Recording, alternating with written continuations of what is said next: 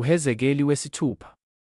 Izwi likaJehova lafika kimi, lathi, ndodana yomuntu, bhekisa ubuso bakho ezintabeni zakwa-Israyeli, uprofethe ngazo, uthi, nina zintaba zakwa-Israyeli, yizwani izwi leNkosi uJehova kuzo izintaba nakuwo amagquma, kuyo imifula yamanzi nakuzo izigodi, lithi, bhekani, ngiyakwehlisela phezu kwenu inkemba, ngichithe izindawo zenu eziphakemeyo. Ama-althare enu ayakuba yincithakalo, kwaphulwe ama-althare enu empepho, ngilahle ababuleweyo benu phambi kwezithombe zenu. Ngiyakubeka izidumbu zabantwana bakwa-Israyeli phambi kwezithombe zabo, ngihlakaze amathambo enu nxazonke zama-althare enu. Kuzo zonke izindawo zokuhlala kwenu imizi iyakuchithwa, izindawo eziphakemeyo zibe yincithakalo ukuba kuchithwe ama-althare enu, achitheke, kwaphulwe izithombe zenu ziphele, ama-althare enu empepho abhidlizwe, imisebenzi yenu ihlangulwe.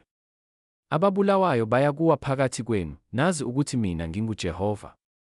Kepha ngiyakushiya insali, nibe nabayakuphepha enkembeni phakathi kwezizwe, lapho nihlakazeka emazweni.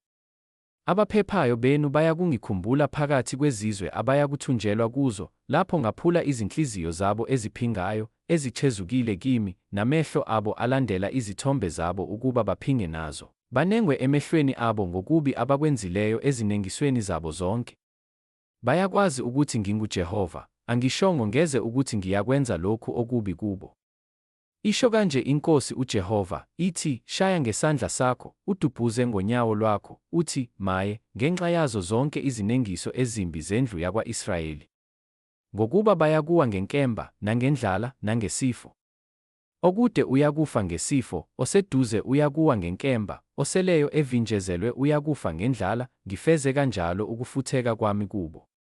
Niyakwazi ukuthi nginguJehova, lapho ababuleweyo babo beyakuba phakathi kwezithombe zabo nxazonke zama-althare abo kuwo onke amagquma aphakemeyo, nakuzo zonke iziqongo zezintaba, naphansi kwayo yonke imithi eluhlaza, naphansi kwawo onke ama-okhi adumbileyo, izindawo lapho bebenikela khona ngephunga elimnandi kuzo zonke izithombe zabo. Ngiyakuselulela kubo isandla sami, ngenze izwe libe yincithakalo nokuyize kunehlane laseDibila kuzo zonke izindawo zabo zokuhlala, bazi ukuthi nginguJehova.